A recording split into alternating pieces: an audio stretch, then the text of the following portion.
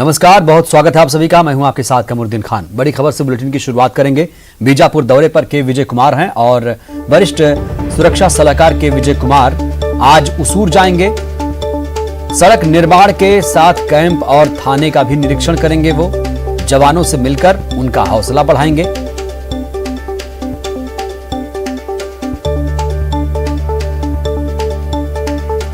आपको बता दें, इस वक्त की बड़ी खबर यह भी है कि सीएम भूपेश बघेल आज जांजगीर चांपा के पामगढ़ पहुंचे हैं। कांग्रेस कार्यकर्ताओं ने स्वागत किया। बाबा गुरु घासीदास की जयंती समारोह में शामिल हुए। आज बलौदा बाजार के दौरे पर भी सीएम रहेंगे। रायपुर के बिरगांव में भी कार्यक्रम में शामिल होंगे। तो इस वक्त की बड़ी खबर आप देख रहे हैं। जांजगीर चांपा के दौरे पर हैं सीएम भूपेश बघेल। बेहद ही खास दिन उनके लिए, क्योंकि बाबा गुरु घासीदास की जयंती समारोह में शामिल होने पहुंचे थे। आज बलौदा बाजार के दौरे पर भी वो रहेंगे। रायपुर के बिरगांव में भी कार्यक्रम में शामिल होंगे। तो आज का जो दिन है उनका बेहद ही बिजी रहने वाला है। कई कार्यक्रमों में शिरकत करेंगे। खासतौर से बाबा गुरु घासीदास के जयंती समारोह में शामिल हुए। उनका ये कार्यक्रम प्रस्तावित था पहले से ही कि वो जांजगीर चांपा पहुंचेंगे। उनका दौरा है आज और पामगढ़ वो पहुंचे हैं। और जब वो पहुंचे तो कांग्रेस कार्यकर्ताओं में जबरदस्त उत्साह भी देखने को मिला। तस्वीरों में आप साफ तौर पर देख रहे हैं, जहां पर कार्यकर्ताओं ने उनका भव्य तरीके से स्वागत किया है। आज बलौदा बाजार के दौरे पर भी सीएम भूपेश बघेल रहेंगे। रायपुर के बिरगांव में भी कार्यक्रम में शामिल होंगे। हेलीकॉप्टर के जरिए सीएम भूपेश बघेल बलौदा बाजार जाएंगे। अभी वो जांजगीर चांपा के पामगढ़ पहुंचे हुए हैं। तस्वीरें आप तक पहुंचा रहे हैं इस वक्त की, जहां पर वो जांजगीर चांपा के पामगढ़ पहुंचे हैं। बाबा गुरु घासीदास का आशीर्वाद लिया उन्होंने और उनकी जयंती समारोह में शामिल हुए। बलौदा बाजार, बिरगांव भी जाएंगे सीएम भूपेश बघेल। रायपुर के बिरगांव जाएंगे और इस वक्त वो पामगढ़ पहुंचे हुए हैं।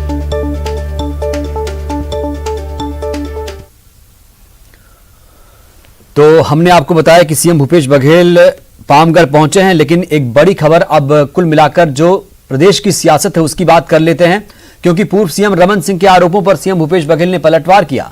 प्रदेश में गोबर घोटाले के आरोप पर भूपेश बघेल ने कहा कि 15 साल में डॉक्टर रमन सिंह की सरकार ने चावल घोटाला किया, अब भी हजम नहीं हो रहा है। सीएम ने कहा कि मैं पहले भी कह चुका हूं कि डॉक्टर रमन सिंह को नरवा, गरवा, घुरवा, बाड़ी और गांव की योजनाएं समझ नहीं आएंगी। वहीं सीएम बघेल को आला कमान का एटीएम बताने के बयान पर भी उन्होंने रमन सिंह पर पलटवार किया। सीएम ने कहा कि 15 सालों तक सत्ता में बने रहने के लिए उन्होंने जो किया उसी अनुभव को बता रहे हैं। 15 साल छत्तीसगढ़ को खोखला करने का काम डॉक्टर रमन सिंह ने किया। अपनी कुर्सी बचाने के लिए वो किसी भी स्तर तक गए।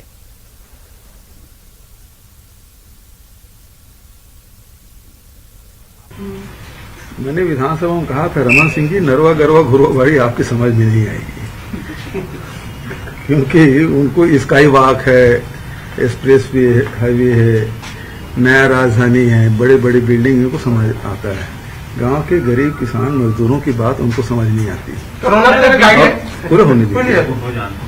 गोबर जहां तक की बात है, गोबर बिनने की परंपरा छत्तीसगढ़ में रही है। जिसके पास एक भी मवेशी ना हो, एक भी जानवर ना हो, वो भी गोबर बीनकर ही घर में कंडे की व्यवस्था करते थे, घर लिपने की व्यवस्था करते थे। तो आज भी वो परंपरा चली आ रही है। अब 2 रुपये किलो में गोबर खरीद रहे हैं तो बहुत सारे लोग, कितनी स्टोरी आप लोगों ने चलाई है। कुरूद में भी जिसके पास कोई जानवर नहीं है, वो साइकिल में पूरा गोबर इकट्ठा करके वो स्कूटी खरीद लिया। तो इसमें रमन सिंह जी असल में गरीब लोगों को चावल खाए हैं, वो पच नहीं पा रहा है उनको, और इसी कारण से बार बार वो उस प्रकार की बात करें। ऑनलाइन पेमेंट होता है और समितियों के माध्यम से वो भरा जाता है। सभी कुछ पारदर्शी है, इसमें कोई भ्रष्टाचार का सवाल ही नहीं उठता। रमन सिंह जी 15 साल के जो रिकॉर्ड है ना, वो रिवाइव हो रहा है। तो उसी को बता रहे हैं, जो उनका अनुभव है उसको वो बता रहे हैं। तो 15 साल तक वो एटीएम का काम करते रहे, छत्तीसगढ़ को खोखला करने का काम किए हैं, अपनी कुर्सी बचाने के लिए किसी स्तर पर गए हैं, वो अपना अनुभव बता रहे हैं। तो सीएम भूपेश बघेल को आपने सुना, वो कह रहे हैं कि डॉक्टर रमन सिंह अपना अनुभव बता रहे हैं। जो कुछ उन्होंने 15 सालों में किया है वो अपने अनुभव को साझा कर रहे हैं और लगातार वार पलटवार का दौर जारी है। गोबर घोटाले के आरोपों पर सीएम ने जबरदस्त तरीके से पलटवार किया है। कहा कि नरवा गरवा घुरवा बारी और गांव की योजना रमन सिंह को समझ में नहीं आती। और ज्यादा जानकारी के साथ हमारे संवाददाता अवधेश मिश्रा जुड़ चुके हैं रायपुर से। अवधेश, ये जो गोबर घोटाले का कॉन्सेप्ट लेकर बीजेपी आई है, इसकी शुरुआत कैसे हुई? इस पर तो जबरदस्त सियासत हो रही है।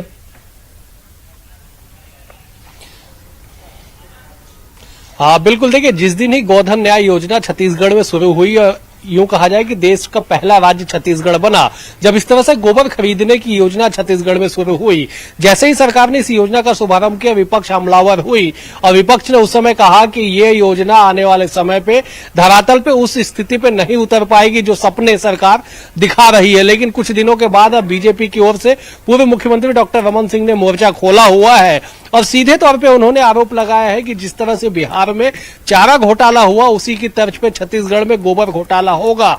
उन्होंने एक उदाहरण दिया कि 2 दिनों में 2 बैल के जो मालिक थे, उन्होंने 1800 किलो जो गोबर है वो सरकार को बेचे हैं। तो ऐसे में सवाल उठाते हुए सीधे तौर पे भ्रष्टाचार का आरोप लगाया है, जिसमें मुख्यमंत्री ने पलटवार करते हुए जवाब दिया और सीधे तौर पे कहा कि डॉक्टर रमन सिंह हो चाहे बीजेपी के पूरे नेता हो, उन्हें नरवा गरवा घुरवा बाड़ी की योजना, गांव गरीब की योजना समझ नहीं आएगी, क्योंकि वो कभी भी गांव में जाके विकास की टोह लेने का काम उन्होंने नहीं किया। शहरी क्षेत्र में केवल और केवल सड़कें और पुल पुलिया बनाने के अलावा सरकार ने कुछ नहीं किया। स्काई वॉक का उदाहरण मुख्यमंत्री ने दिया कि स्काई वॉक जैसे जो अधोसंरचना था उस पर पैसे की बर्बादी पूर्व की सरकार के द्वारा की गई है, लेकिन गांव का और किसान की योजना को लेकर उन्हें समझ नहीं है। तो कमरुद्दीन, समझा जा सकता है कि जिस तरह से गोधन न्याय योजना छत्तीसगढ़ में लागू होने वाला देश का पहली योजना छत्तीसगढ़ में लागू हुआ, उस पर अब सियासत भी काफी जोरों से चल रही है। अवधेश, जो गोधन न्याय योजना है, पूरा देश उसकी भूरी भूरी प्रशंसा कर रहा है और ऐसे में आपने एक लाइन भी बोली अवधेश की बीजेपी कह रही है कि गोबर घोटाला जो है, जो चारा घोटाले की तरह ये घोटाला होगा, यानी अभी हुआ नहीं है। ऐसी नकारात्मक सोच क्यों रखती है बीजेपी कि कोई चीज होने वाली है, अभी हुई नहीं है, उसको लेकर अभी भविष्यवाणी की जा रही है?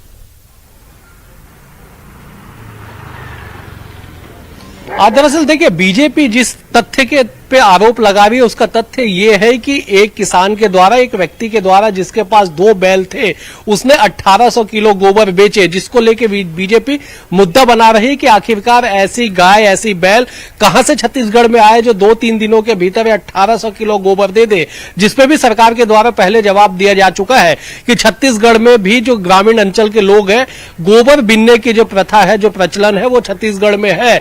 मतलब ये सरकार पहले तय कर चुकी है कि जिसके पास 2 बैल क्या, जिसके पास एक भी बैल या गाय नहीं है, वो भी गोबर बेच के सरकार की इस योजना का लाभ ले रही है। तो कुल मिलाकर सरकार की ओर से कहा जा रहा है कि ये योजना पूरी तरह से पारदर्शी है। न केवल गोबर खरीदी बल्कि जो भुगतान का जो सिस्टम है वो पूरी तरह से ऑनलाइन है। तो ऑनलाइन भुगतान में कहां से गड़बड़ी होगी, इस बात की दलील जो है सरकार, लेकिन ये भी तारीफ करनी पड़ेगी अवधेश की, जहां तक गोबर खरीदी का मामला है, मुझे नहीं लगता कि किसी राज्य में, किसी जिले में ऐसा पूरे देश में, पूरी दुनिया में कहीं हो रहा हो जहां पे गोबर खरीदी हो रही हो। कम से कम एक शुरुआत हुई है, देखते हैं आगे क्या होता है। बहुत बहुत शुक्रिया, आप बने रहिएगा, दोबारा आपसे मैं जुड़ूंगा।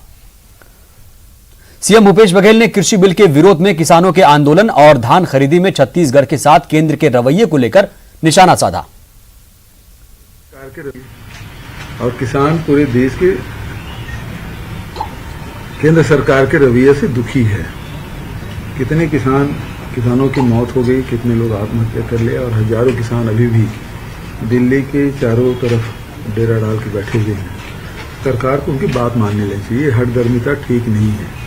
जब छत्तीसगढ़ सरकार किसानों के धान समर्थन मूल्य में खरीद रही है तो भारत सरकार क्यों नहीं खरीद कर सकती?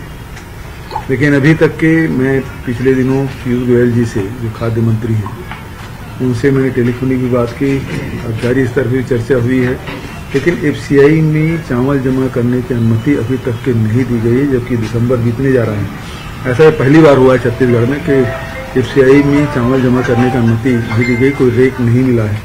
और इसके कारण से यहाँ सोसाइटियों में और उसके बाद राइस मिल में सोसाइटियों में धान जाम होते जा रहा है और राइस मिल में चावल जाम हो जाएगा। मध्य प्रदेश के पूर्व मुख्यमंत्री दिग्विजय सिंह ने दुर्ग में कांग्रेस के वरिष्ठ नेता स्वर्गीय मोतीलाल बोरा को श्रद्धांजलि दी। दिग्विजय सिंह ने स्वर्गीय मोतीलाल बोरा जी के परिवार के लोगों से मुलाकात की और उन्हें सांत्वना दी। दिग्विजय सिंह ने सीएम भूपेश बघेल की भी जमकर तारीफ की।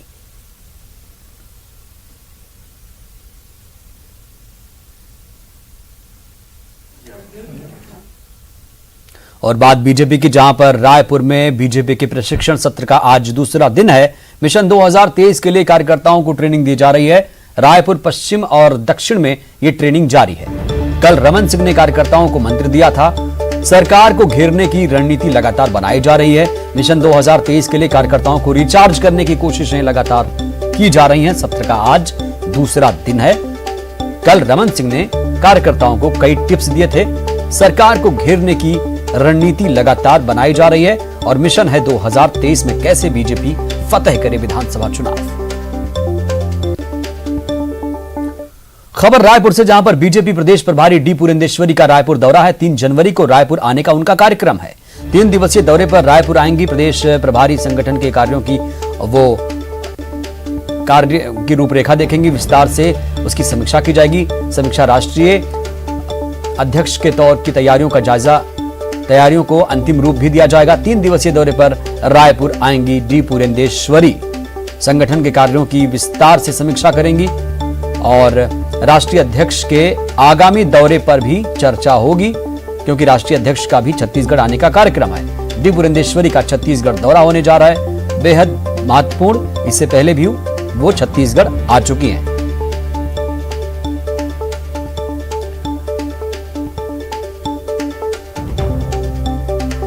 और ज्यादा जानकारी के साथ हमारे संवाददाता रायपुर से अवधेश मिश्रा लगातार जुड़े हुए हैं। अवधेश, प्रशिक्षण जो सत्र चल रहा है आज दूसरा दिन है। लगातार सरकार को घेरने की रणनीति बनाई जा रही है और कार्यकर्ताओं को मंत्र दिए जा रहे हैं, उनको रिचार्ज किया जा रहा है। बताइए आज क्या हो रहा है? दूसरा दिन है आज। बिल्कुल, देखिए बीजेपी ने अपने वक्ताओं को चिन्हांकित किया है कि कौन वक्ता जो है कार्यकर्ताओं में जोश और उत्साह का संचार करेंगे, क्योंकि 2018 में जब बीजेपी चुनाव हारी तो सीधे तौर पे तात्कालिक प्रदेश अध्यक्ष ने हार का ठीकरा अपने कार्यकर्ताओं के माथे पे फोड़ दिया कि हमारे कार्यकर्ताओं ने धरातल पे निचले स्तर पे ठीक से काम नहीं किया, इस वजह से हमारी इस तरह से करारी हार हुई है। अब उन्हीं कार्यकर्ताओं को रिचार्ज करने की जिम्मेदारी राष्ट्रीय स्तर से दी गई है कि आप मंडल स्तर पे प्रशिक्षण शिविर करिए, कार्यकर्ताओं को ट्रेनिंग दीजिए, उन्हें रिचार्ज कीजिए और सरकार के खिलाफ, राज्य सरकार के खिलाफ धरातल पे उतार के बीजेपी के पक्ष में माहौल बनाइए। तो ये लगातार प्रशिक्षण का जो कार्यक्रम है वो जारी है। रायपुर पश्चिम और जो दक्षिण विधानसभा है उसके कार्यकर्ताओं की 2 दिवसीय प्रशिक्षण सत्र का आज दूसरा दिन है। बिल्कुल अवधेश, बिल्कुल आपने कहा कि बिल्कुल ये जो होता है ना कि हार का ठीकरा कार्यकर्ताओं पर फोड़ देना और जीत का श्रेय खुद को ले लेना, लेकिन एक चीज और, अब डी पुरेंदेश्वरी भी 3 जनवरी को छत्तीसगढ़ आ रही हैं। उनका कार्यक्रम कितना महत्वपूर्ण है? बिल्कुल बिल्कुल, आपने महत्वपूर्ण सवाल किया कि डी पुरंदेश्वरी का छत्तीसगढ़ का ये दूसरा दौरा होगा और सबसे महत्वपूर्ण दौरा होगा, क्योंकि पहले दौरे पे जब वो आई और उनके तेवर से जब छत्तीसगढ़ संगठन के जो नेता थे उनकी जब स्थितियां बिगड़ने लगी, उन्होंने सीधे तौर पे 2 महीने की रिपोर्ट प्रदेश अध्यक्ष से मांग ली कि आपने 2 महीने में क्या कुछ किया, इस बात की जानकारी लिखित में दे दीजिए। तब जो तमाम बड़े नेता थे वो बगले झांकने लगे कि आखिरकार ऐसी तेज तर्रार प्रभारी कैसे छत्तीसगढ़ आ गई। अब उनका दूसरा दौरा है, 3 दिवसीय दौरा है। पिछले दिनों दिए गए टारगेट की वो न केवल समीक्षा करेंगी बल्कि आगामी दिनों में संगठन में क्या कुछ और बेहतर होना है, इन तमाम चीजों की रणनीति तय की जाएगी। साथ ही साथ जो बीजेपी के राष्ट्रीय अध्यक्ष जगत प्रकाश नड्डा है, उनके छत्तीसगढ़ दौरे का कार्यक्रम तय हो रहा है, तो उससे पहले तैयारियों को अंतिम रूपरेखा दिया जाएगा कि वो आएंगे तो किस तरह से उनका पूरा कार्यक्रम होगा। लेकिन सबसे बड़ी बात यह है कि डी पुरंदेश्वरी के दौरे पे जो सबसे बड़ी जिम्मेदारी जो उनको दी गई है कि छत्तीसगढ़ में 2018 में चुनावी हार के बाद बीजेपी जो अलग अलग गुटों में, धड़ों में जो बटी हुई दिखाई पड़ रही है, तमाम कोशिशों के बाद भी जो बड़े नेता है वो एक छत के नीचे एक विचार से आगे नहीं बढ़ रहे हैं। अवधेश, आमतौर पर इस तरह की गतिविधियां जो होती हैं, आमतौर पर इस तरह की गतिविधियां जो होती हैं कि प्रशिक्षण सत्र भी चल रहा हो, प्रभारी भी लगातार दौरा करती हो, कार्यकर्ताओं को रिचार्ज भी किया जाए, संगठन को मजबूत भी किया जाए, तो ये एक्सरसाइज जब होती है कि चुनाव 1 साल बाद होता है, लेकिन अभी 1000 का दिन 2023 में चुनाव, ऐसे लग रहा है जैसे कि 1 साल बाद चुनाव होने वाला है। इतनी मजबूत करने की कोशिश कर रही है बीजेपी खुद को। बिल्कुल, दरअसल बीजेपी रिस्क लेना नहीं चाह रही है, क्योंकि 2018 के से पहले ऐसा बीजेपी को लग रहा था कि वो चौथी बार आसानी से सरकार में आ जाएगी। और 15 सालों के शासन के बाद बीजेपी जब 15 सीटों पे सिमट गई और उपचुनाव के बाद जब वो 13 सीटों पे आ गई, तो ऐसे में बीजेपी मिशन 1000 दिन शेष और मिशन 2023 को लेकर चल रही है। और जिस कार्यकर्ताओं के ठीक से काम न करने की वजह से बीजेपी के नेता ने जो कहा था कि हम चुनाव हारे हैं, तो अब उन्हीं कार्यकर्ताओं के दम पे बीजेपी मिशन 2023 फतेह करने की तैयारी में है। और इसकी शुरुआत मंडल स्तर से की गई है। मतलब ये कि वार्ड और मंडल स्तर के कार्यकर्ताओं को पहले रिचार्ज किया जाएगा, क्योंकि धरातल पर लड़ने वाले जो सिपाही है वही है, उनके मनोबल को पहले ऊंचा किया जाएगा। और उसके बाद जो तमाम बड़े नेता है वो मोर्चा संभालेंगे। तो समझा जा सकता है कि एक चुनावी हार से बीजेपी ने कितनी गंभीरता से लिया है। और जो तमाम गतिविधियां जो आपने कहा कि चुनावी वर्ष में होती है, वो गतिविधियां अगर 3 साल पहले ही धरातल पे होने लगे तो समझा जा सकता है कि बीजेपी मिशन 2023 को कितनी गंभीरता से ले रही है। बिल्कुल, ये गंभीरता तो अवधेश और भी बढ़ जाती है कि अब राष्ट्रीय अध्यक्ष भी छत्तीसगढ़ आ रहे हैं, डी पुरंदेश्वरी भी 3 जनवरी को आ रही हैं। बहुत बहुत शुक्रिया आपका अवधेश, विस्तार से बातचीत के लिए। और खबर रायपुर से, जहां पर बीजेपी कार्यकर्ताओं ने पीएम मोदी के मन की बात सुनी। प्रदेश भर में युवा मोर्चा के कार्यकर्ताओं में 2020 में अंतिम बार पीएम मोदी के मन की बात सुनी। अब नए साल 2021 में पीएम मोदी मन की बात करेंगे।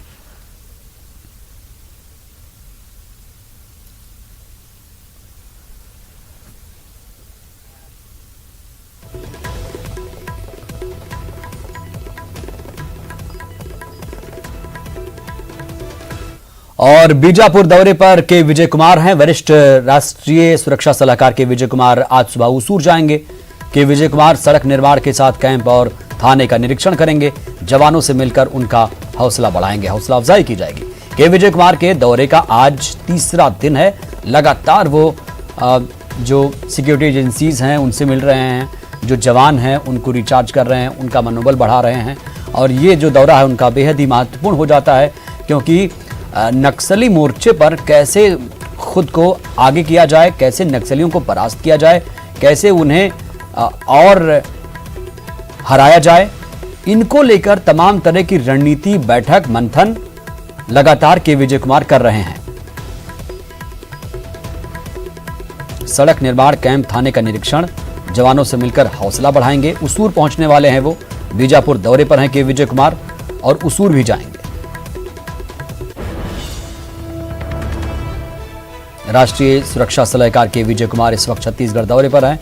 आज उसूर जाएंगे के विजय कुमार। सड़क निर्माण कैंप, थाने का निरीक्षण वो लगातार कर ही रहे हैं। और क्योंकि आए दिन हम देख रहे हैं कि जो सड़कों की स्थिति है, हालात हैं, वो अच्छी नहीं है। जब भी कोई सड़क निर्माण कार्य होता है तो नक्सली उसमें बाधा बन जाते हैं। और हमने कई खबरें ऐसी देखी हैं जब नक्सली सड़कों को आईडी लगाकर उड़ाने की कोशिश करते हैं, उसे जगह जगह खोद डालते हैं, उसके ऊपर पेड़ गिरा देते हैं। और कुल मिलाकर सड़कों के बहुत बड़े अगर कोई दुश्मन हैं छत्तीसगढ़ में तो वो नक्सली हैं। क्योंकि नक्सली ये चाहते नहीं कि कोई सड़क, कोई विकास कार्य पहुंचे, क्योंकि सड़क को वो अपना दुश्मन मानते हैं, क्योंकि सड़क के रास्ते ही उन तक पहुंच बढ़ जाएगी जवानों की। इसीलिए वो लगातार सड़कों के खिलाफ ही रहते हैं। और ये जो दौरा है के विजय कुमार का वो बेहद ही महत्वपूर्ण है। आज तीसरा दिन है। लगातार वो दिल्ली से यहां पहुंचते हैं और कई बार वो यहां दौरा कर चुके हैं। और खबर रायपुर से, जहां पर पूर्व सीएम रमन सिंह के बड़े भाई का निधन हो गया। अशोक सिंह का आज सुबह दिल्ली में निधन हो गया। दिल्ली के अस्पताल में उनका इलाज चल रहा था। पिछले कुछ दिनों से वो बीमार थे।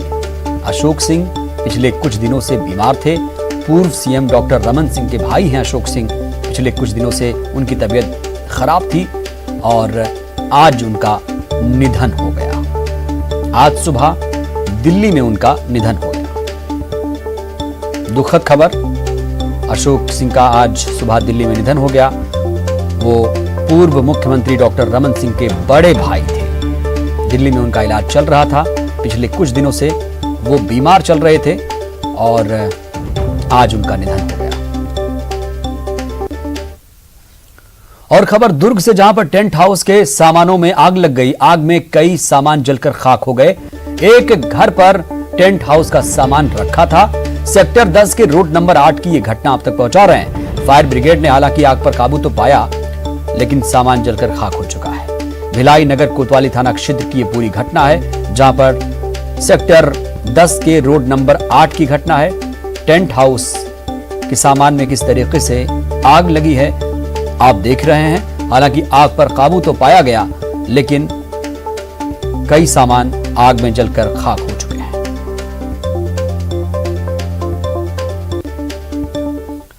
और नियमितीकरण की मांग को लेकर 62 दिनों से आंदोलन पर डटे विद्यामितान शिक्षकों ने 28 दिसंबर को विधानसभा घेराव करने का ऐलान कर दिया।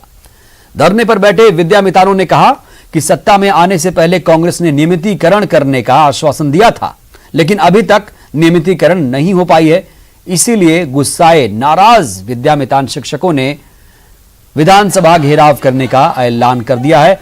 28 दिसंबर को विधानसभा का घेराव किया जाएगा और यही वो तारीख भी है जब सेशन की शीतकालीन सत्र की शुरुआत भी होगी छत्तीसगढ़ में, और उसी दिन विद्यामितान विधानसभा का घेराव करेंगे, क्योंकि लगातार वो ये कह रहे हैं, उनकी दलील यही है कि अगर उन्हें नियमितीकरण करने का आश्वासन दिया गया था, ये वादा बाकायदा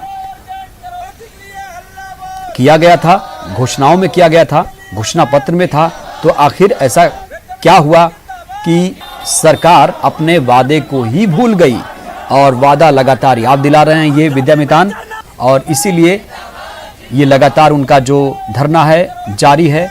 2 महीने से लगातार ये लोग भूख हड़ताल कर रहे हैं, धरना दे रहे हैं, आंदोलन कर रहे हैं, प्रदर्शन कर रहे हैं, लोकतांत्रिक तरीके से अपनी मांगों को सरकार के कानों तक पहुंचाने की कोशिश कर रहे हैं। हालांकि अभी तक कोई ठोस आश्वासन नहीं मिला है। सरकार की कोई भी प्रतिनिधि हमसे मिलने नहीं आया है, इसलिए 28 तारीख को हम विधानसभा घेराव करेंगे। पिछला हड़ताल जो होता था वो नॉर्मल तरीके से होता था, अब इस बार का जो हड़ताल है वो करो और मरो की स्थिति में है। हम आंदोलन को वापसी नहीं लेंगे और सरकार को हमारी। इधर प्रदेश पंचायत सचिव संघ के आह्वान पर गरियाबंद पंचायत सचिव संघ भी अनिश्चितकालीन हड़ताल पर है। पंचायत सचिव नियमितीकरण की मांग कर रहे हैं। पंचायत सचिवों ने मांग पूरी होने तक अपना आंदोलन जारी रखने की बात कही। जिला पंचायत के प्रतिनिधि भी सचिवों की मांगों का समर्थन कर रहे हैं।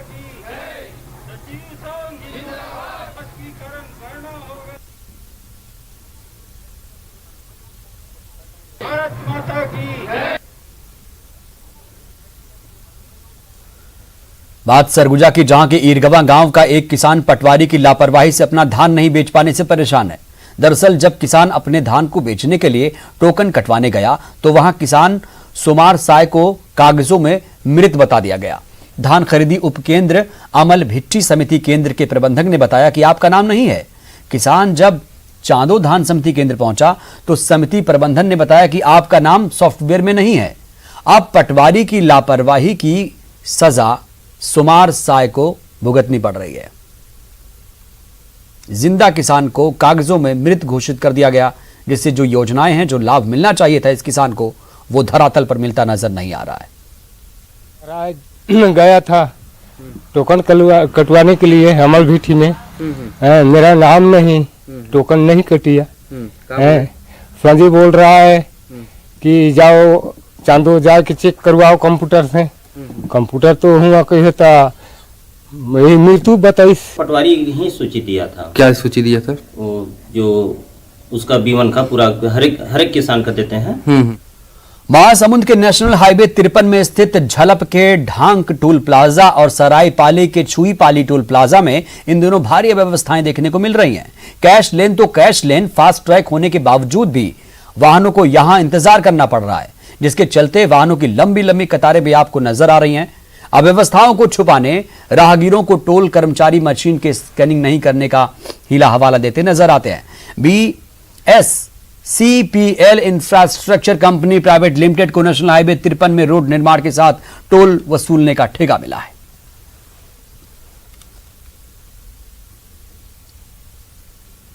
तो एक लाइन में सारी गाड़ियां चलेगी। तो अभी आप कितने टाइम हो गया लाइन में लगे हुए? मेरे को हो गया आधा घंटा। अच्छा, क्या और किस तरह से परेशानी हो रही है? परेशानी तो आप देख ही रहे हो, लंबी कतार में खड़े हैं, धूप है। कहाँ से आ रहे हैं? नागपुर। ये बताइए कि नागपुर से अभी तक महासमुंद पहुंचते तक कितने टोल प्लाजा से गुजरे आप? 6 टोल प्लाजा से। यस। क्या क्या तकलीफें हो रही है? तकलीफें लाइन लग रही है और कोई तो दिक्कत है नहीं। ये बताइए अभी आप लोग कितने टोल प्लाजा से गुजरे और क्या क्या ये सेकंड नंबर है। तकलीफ तो है, बहुत लंबी लंबी लाइन है यहाँ पे। तो जब आप जल्दी जाने के लिए निकले, अभी आपको एक और टोल प्लाजा मिलेगा इसके बाद, तो किस तरह से तकलीफें तो बहुत हो रही हैं अभी।